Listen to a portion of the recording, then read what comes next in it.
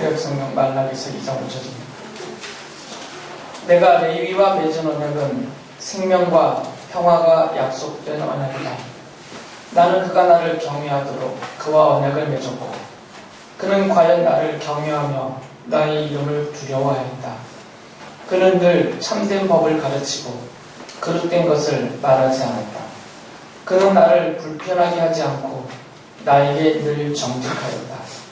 그는 또한 많은 사람들을 도와서 악한 길에서 돌아서게 하였다. 제사장의 입술은 지식을 지켜야 하겠고 사람들이 그의 입에서 율법을 구하게 되어야 할 것이다. 제사장이야말로 만군의 주 나의 특사이기 때문이다. 그러나 너희는 바른 길에서 떠났고 많은 사람들에게 율법을 버리고 곁길로 가도록 가르쳤다. 너희는 내가 레위와 맺은 언약을 어겼다. 나 만군의 주가 말한다. 그러므로 나도 너희가 모든 백성 앞에서 멸시와 천대를 받게 하였다. 너희가 나의 뜻을 따르지 않고 율법을 편파적으로 적용한 탓이다.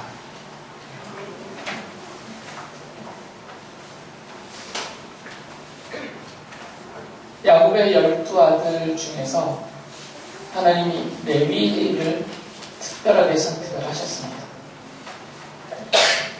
그리고 그 레위를 나의 것, 하나님의 것으로 삼는다라고 말씀을 하셨어요. 민수기 3장 12절에 보면 그 사실을 분명하게 이렇게 밝히셨습니다. 나는 이스라엘 자손 가운데서 레위 사람을 택하여 처음 태어나는 모든 맏아들 곧 이스라엘 자손 가운데서 태를 처음 열고 나오는 사람을 대신하게 하였다. 레위 사람은 나의 것이다 라고 말씀하셨어요. 설명이 좀 필요한데요. 야곱의 12아들로 구성된 이스라엘 사람들 중에서 이 레위 사람들만 하나님이 따로 구별하여 내신 거죠. 하나님의 것으로. 그것의 의미를 설명해 주셨어요. 이 레위 사람들은 이스라엘 모든 백성들의 첫째 아들, 장자를 대신하는 사람입니다.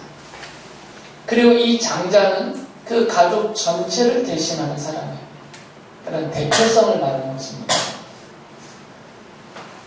그러니까 주님의 말씀은 레위 사람들은 이스라엘 가족의 장자를 대신하고 그 장자는 이스라엘 가족 모두를 대신하고 있기 때문에 레위는 곧 이스라엘 백성 전체를 대신하는 사람들이다 라고 말씀하신 거죠.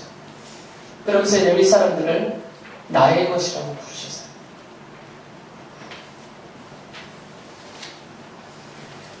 이 말씀은 더 나아가서는 하나님의 구별하심, 선택하심과 구별하심을 강조하시면서 레위는 이스라엘의 장자를 대신하고 이스라엘의 아들의 장자는 이스라엘 백성 전체를 대신하기 때문에 결국은 하나님이 이스라엘 백성들을 하나님의 것으로 세상 사람들로부터 구별하여 삼으셨다라는 말씀까지가 됩니다. 그러시면서 하나님이 레위 사람들과 약속을 하셨어요. 언약을 맺으셨죠. 민수기 1장 53절을 보면 이들을 구별하신 다음에 이런 말씀을 하셨어요. 그러나 레위 사람은 증거궤가 보관된 성막 둘레에 진을 쳐서 나의 진노가 이스라엘 자손의 회중에게 내리지 않게 한다. 레위 사람은 증거궤가 보관된 성막을 보호할 임무를 맡는다라고 말씀하셨어요. 아직 가나안에 들어가기 전에 천막을 치면서 이동하던 생활을 하던 출애굽 시대 사람들이 이동하다 한 곳에 진을 펼치게 되면 그 이스라엘 전체 진 무리 가운데 한가운데 하나님의 성막을 먼저 세웁니다. 그리고 세워진 성막을 둘러서서 레위 사람들의 천막이 삥 둘러쳐지죠. 마치 경계선을 이루듯이. 그리고 레위 사람의 진 그 바깥에 나머지 12지파의 천막을 진으로 구성하면서 쭉 치게 됩니다. 주님의 말씀은 이 민수기서 앞뒤 말씀을 보면 이스라엘 사람들이 의도적이든 아니면 의도가 없든 간에 함부로 성막을 범해서 죽지 않는, 그들이 함부로 성막에 접근하거나 성막에 손을 대거나 넘어서면 죽거든요. 그런 죽임을 당하지 않게 하는 완충제 역할을 하는 거죠. 그러니까 이스라엘 사람들이 정신을 잃은 상태로 부지불식간에 성막으로 넘어오지 못하도록, 성막으로 넘어오려면 그 중간에 레위 사람들의 진이 둘러싸여 있으니까 레위 사람들이 막아설 수 있는 거죠. 그런 역할을 하게 하셨어요. 그러면서 민수기 8장 19절에 이렇게 말씀하셨습니다. 내게 바쳐진 그 레위 사람을 이제 내가 이스라엘 자손 가운데서 구별하여 이스라엘 자손을 대신하여 회막에서 맡은 일을 하게 하려고, 또 이스라엘 자손의 죄를 속하여 주어 이스라엘 자손이 성소에 접근할 때라도 재앙을 받지 않게 하려고 아론과 그의 자손에게 레위 사람을 주었다라고 말씀하세요. 레위 사람을 주신 이유는 크게 두 가지라는 거죠. 하나는 이스라엘 사람들을 대신해서 회막 곧 성막의 일을 맡기시는 거예요. 이 말씀은 원래는 이스라엘 백성들 모두가 다 회막 일을 해야 된다는 거죠. 하나님의 백성이니까 모두가 다 나와서 하나님을 섬기고 하나님 앞에 제사하고 또 성막을 돌보는 일을 원래는 하나님의 백성 모두의 임무이고 하나님의 백성 모두가 해야 될 일인데 레위 사람들에게 그 일을 맡겼다는 거죠. 대신하도록. 그러니까 레위 사람들이 하는 일들은 그들 개인의 일뿐만 아니라 모든 이스라엘 사람들을 대신해서 하는 일이에요. 제사를 하는 일이라든지 성막을 돌보는 일이라든지 하나님 앞에 나와 예배하고 제사하는 모든 일들이 그들 개인도 이스라엘 족속 중에 한 사람으로서 자신을 위한 일이기도 하지만 이스라엘 백성 전체를 위한 일이 된다라는 거죠. 그들을 대신해서 하는 것이니까. 그리고 또 한 가지는 죄를 지은 이스라엘 사람들이 하나님 앞에 용서를 받게 하는 이런 속죄 제사의 일을 섬겨서 이스라엘 백성들이 죄로 인하여서 재앙을 받고 멸망당하지 않게 하는 그 임무, 그 일을 시키셨다는 거죠. 지금 두 가지의 의미가 부여되어져 있습니다. 그러니까 이 레위 사람들은 하나님께로부터 따로 구별되어서 하나님의 것으로 분리되어진 이후에 그들은 이제부터는 사사롭게 자기 자신만을 생각하면서 사는 사람이 아니라는 거예요. 그때부터는. 이 레위 사람들에게는 늘 대신함이 있어요. 이스라엘 백성들을 대신함. 그러니까 다른 이스라엘 백성보다는 좀 더 하나님 앞에서 가까이 섬기는 거죠. 늘 성막에서 섬기니까 늘 하나님께 다른 이스라엘 백성들보다는 24시간을 더 가깝게 있고 또 더 하나님을 백성들보다 경외하면서 경건하게 살아야 되는 그런 의무, 책임, 그런 요구가 주어져 있는 것입니다. 그러면서 하나님이 이들에게 해주신 약속이 있습니다. 가나안을 정복하고 땅을 분배할 때 하나님이 모세를 시켜서 말씀하셨어요. 이 레위 사람들에게는 땅을 그들의 기업으로 분배해 주지 마라 그러셨어요. 다른 12지파는 각각 구역을 나누어서 땅을 분배받았습니다. 지파 단위로 분배를 받고 그것을 또 가문별로 나누어 갖고 그것을 또 가족별로 나누어 갖고 이렇게 다 분별해 주었어요. 그러나 레위 사람들에게는 땅을 주지 말라고 했습니다. 당시에 땅은 기업의 대표적인 거니까 기업을 주지 못하게 하셨어요. 여호수아 13장 33절에 그래서 여호수아가 이 사실을 이렇게 분명하게 밝힙니다. 그러나 레위 지파에게는 모세가 유산을 주지 않았다. 하나님이 그들에게 말씀하신 대로 주 이스라엘의 하나님이 바로 그들의 유산이기 때문이다. 이 유산은 곧 기업이라는 것과 같은 말이에요. 레위 사람들에게는 그냥 빈손으로 내버려 두셨다는 것이 아니라 나머지 12지파 사람들의 손에는 땅을 쥐어주셨어요. 그러나 레위지파 사람들 손에는 하나님이 있다는 거죠. 하나님이 그들의 기업, 곧 유산이 되어주신다는 것입니다. 이 말씀은 레위 사람들이 하나님을 마음대로 한다는 것이 아니라 하나님께서 그들을 먹이시고 보호해 주시고 보살피시면서 돌보시고 이끌어 주셔서 마치 땅을 차지하고 살고 있는 나머지 지파 사람들과 다를 바 없이 그렇게 살게 해주시겠다는 약속이에요. 그러시면서 하나님이 이 레위 사람들과 언약을 맺으셨습니다. 이중적인 언약입니다. 레위 사람들 개인에게 맺으신 언약의 의미가 있고 또 그들이 대신하고 있는, 대표하고 있는 이스라엘 백성 전체와 맺는 언약의 의미가 있어요. 그 언약의 내용을 정리하면 레위는 하나님의 것이 되는 언약입니다. 이 레위 사람들은 다른 나머지 12지파 다른 사람들은 하나님이 그들도 근본적으로는 하나님의 것이지만 따로 구별하여서 이 레위 사람들만 따로 하나님이 약속하셨어요. 내가 너희들을 특별히 구별하여서 나의 것으로 삼았다. 이 언약이 맺어졌습니다. 그리고 내가 너희들의 유산이 되주겠다. 내가 너희들의 기업이 되주겠다라는 약속을 하셨죠. 그리고 그들에게 임무가 주어진 겁니다.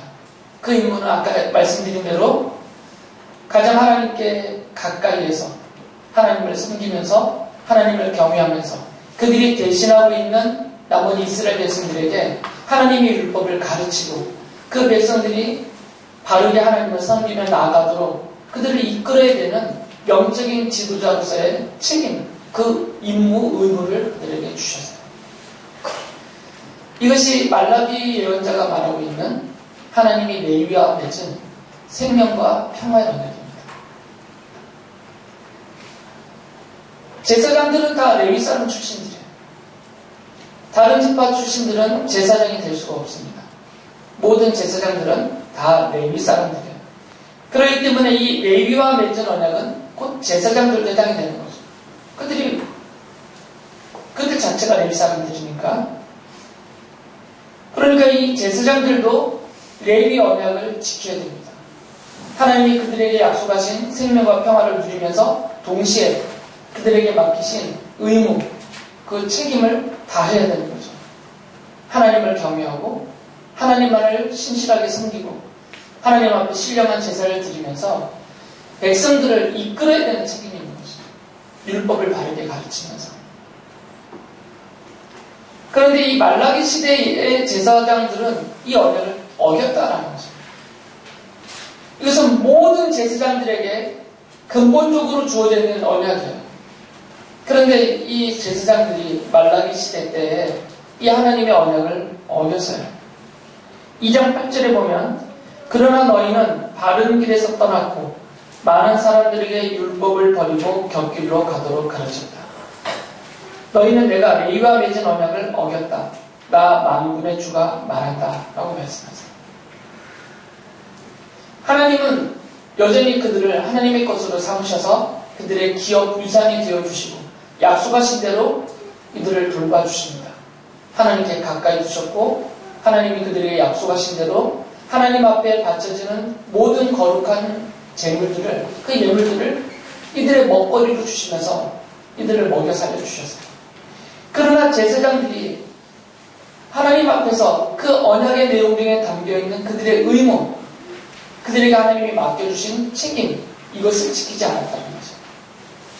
그들 스스로도 하나님의 말씀을 지키지 않았습니다. 말씀을, 그 율법을 백성들한테 가르치고 그들을 이끌어야 될 책임이 있는 이 제사장들이 자기 스스로가 안 지켜요. 자기 스스로 율법을 지키지 않습니다. 그러니까 백성들을 어떻게 가르치고 어떻게 이끌겠습니까? 이건 너무나 당연한 결과가 나타납니다. 제사장이 하나님을 예배하지 않습니다. 그러니까 백성들이 예배할 수가 없는 거죠. 제사장들이 말씀을 지키지 않아요. 그러니까 백성들이 말씀을 지키지 않는 거죠. 제사장들이 재물을 탐내고 있고 세상의 헛된 것을 쫓고 있어요. 그러니까 백성들도 하나님의 뜻을 쫓지 않고 이 세상의 것을 쫓아서 어리석음과 죄악에 빠져가고 있는 것이죠. 하나님은 지금 이 제사장들을 책망하시면서 그들이 대신하고 대표하고 있는 이스라엘 백성 전체를 책망하고 있는 거죠. 그래서 하나님이 이 제사장들에게 경고를 하십니다. 내가 너희들을 버릴 것이다. 제사장들과 레위 사람들을 이제 버리겠다라고 말씀하세요. 2장 2절에 이렇게 말씀하셨습니다.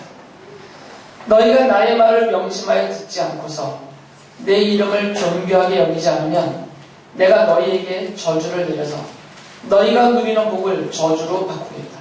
나 만군의 주가 말했다. 너희가 받은 복을 내가 이미 저주로 바꾸었으니 이것은 너희가 내 말을 명심하지 않았기 때문이다. 그러시면서 3절에서는 이들이 수치스럽게 버림당하게 될 것을 은유적으로 이렇게 표현하셨어요. 나는 너희 때문에 너희 자손을 묻히겠다. 너희 얼굴에 똥칠을 하겠다. 너희가 바친 희생제물의 똥을 너희 얼굴에 칠할 것이니 너희가 똥무더기 위에 버려지게 될 것이다. 가장 수치스러운 상태로 버려질 것이다 라고 말씀하셨습니다. 하나님께서 레위 사람들을 거룩한 하나님의 제사장으로 삼고 하나님의 거룩한 성막에서 하나님을 가장 가까이에서 섬길 수 있는 특권을 주셨어요. 그들에게 생명과 평화를 약속해 주셨습니다. 하나님이 그들의 기업이 되셔서 그들의 유산이 되셔서 그들을 돌보시고 먹여주시겠다는 약속을 해주셨어요. 그런데 이들이 그 언약을 맺으시면서 하나님이 그들에게 맡기신 일을 이렇게 소홀히 여기고 또 지키지 않고 스스로 오히려 더 적극적으로 어겨나가는 이런 모습들 때문에 하나님 이들을 버리시겠다는 것입니다. 더 이상 레위 사람들을 제사장으로 삼지 않겠다는 것입니다. 더 이상 이들에게 어느 누구보다 가까이 하나님을 가까이서 섬길 수 있는 특권을 주지 않겠다는 말씀이에요. 버리시겠다는 겁니다. 그것도 가장 수치스러운 상태에서.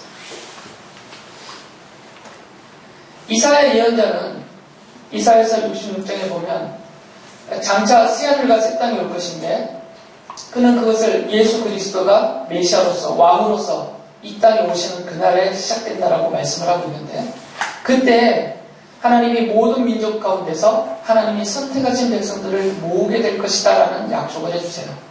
이사야서 66장 18절 이렇게 말씀하셨습니다. 내가 그들의 일과 생각을 알기에 언어가 다른 모든 민족을 모을 때가 올 것이니 그들이 와서 나의 영광을 볼 것이다. 이제 이스라엘 사람들 말고 그들은 이미 하나님을 버리고 떠나고 어겨서 하나님을 거역하고 하나님의 백성이 아닌 자처럼 이미 타락해버렸기 때문에 이들 말고 이들 대신에 내가 다른 민족들 가운데서 사람들을 모을 것인데 이들이 내 앞에 모여져서 나의 영광을 보게 될 것이다. 나의 백성으로 삼겠다라는 약속을 하세요. 그러시면서 66장 21절에서 이런 말씀을 하셨어요. 그리고 나도 그들 가운데서 제사장과 레위 사람으로 삼을 자를 택하여 세우겠다. 이제는 이방인들 중에서 이스라엘 사람들 편에서 보면 이방인들 중에서 제사장을 따로 세우겠다는 것입니다.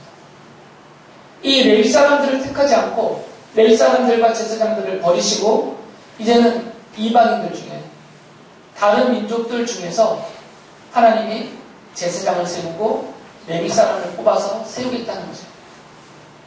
그리고 그들과 이 레위 언약을 다시 맺겠다라는 말씀을 하세요.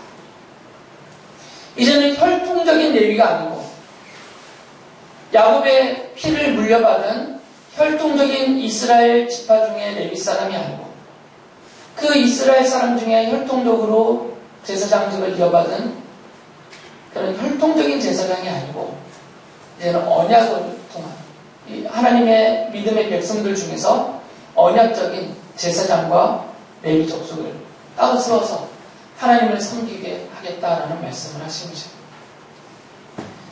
지난주에도 읽어드렸던 성경이지만 베드로 사도가 베드로전서 2장 5절에서 이 사실을 분명하게 성도들에게 적용을 합니다. 이렇게 말씀하셨어요. 여러분은 예수 그리스도로 말미암아 하나님께서 기쁘게 받으실 신령한 제사를 드리는 거룩한 제사장이 되십니다. 이 여러분은 성도들을 가리키죠. 혈통적인 유대인을 말하는 것이 아니라 아브라함의 믿음의 자손들, 이 언약의 자손들을 말해요. 바로 여러분들을 가리킵니다. 예수 그리스도를 자신의 구세주로 믿고 있고 또 그리스도를 통해서 하나님이 베푸시는 죄 용서와 구원과 그 생명의 언약을 믿고 있는 자들, 바로 언약의 백성들을 말합니다. 그런 성도들을 하나님이 이제 제사장으로 삼으셨다라는 말씀. 지금 하나님이 이 자리에 있는 여러분들과 이 레위 언약을 새롭게 맺으셨다는 것입니다. 이 모든 세상 사람들을 대신하도록 하나님의 백성들이 예전에 레위 사람들처럼 그리고 제사장들처럼 가장 하나님께 가까이 나와서 하나님 앞에 예배하고 하나님을 섬기며 하나님의 말씀을 지키면서 또 그 하나님의 말씀을 전하고 가르치면서 세상 사람들이 하나님으로부터 쏟아지는 재앙과 심판과 그 죽음과 멸망에 빠지지 않게 하는 그 일을 맡은 거룩한 하나님의 제사장이 되었다는 거죠. 그래서 하나님이 성도들과 이렇게 거룩한 하나님의 제사장으로서 레위 언약을 맺어주신 것이에요. 말라기 시대의 제사장들은 이 언약을 어겼습니다. 그러나 여러분들은 어길 수가 없어요. 이 레위 언약을 벗어날 수가 없습니다. 그 이유는 이제 하나님이 여러분들과 우리 성도들과 이 레위 언약을 맺으실 때 방식을 바꾸셨어요. 모세 시대 때 이 레위 사람들을 선택하시고 그들과 레위 언약을 체결하실 때의 방법은 짐승의 피였습니다. 짐승의 피를 사용하셨어요.